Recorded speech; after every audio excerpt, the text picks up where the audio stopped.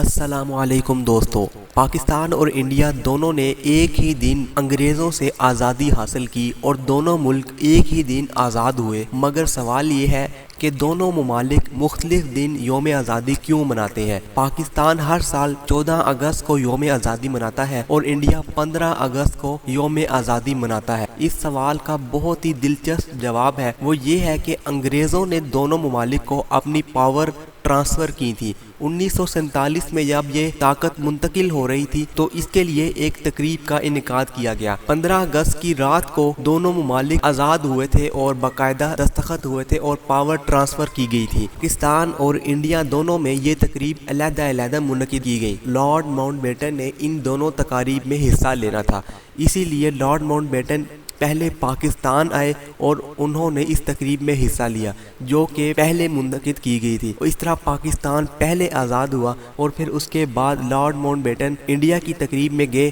جہاں پر power transfer کی گئی اور آفیشیلی طور پر انڈیا کو آزاد کیا گیا۔ اسی وجہ سے پاکستان اپنا یوم آزادی انڈیا سے پہلے مناتا ہے اور 14 اگست کو پاکستان کا یوم آزادی ہے، اور انڈیا کیونکہ بعد میں آزاد ہوا تھا اس لیے 15 اگست کو انڈیا آزاد ہوا تھا۔ اس کی وجہ لارڈ ماؤنٹ بیٹن دونوں تقاریب کے مہمان خصوصی تھے اور انہوں نے دونوں ممالک میں شرکت کرنی تھی، اسی وجہ سے پاکستان 14 اگست کو اپنا یوم آزادی مناتا ہے۔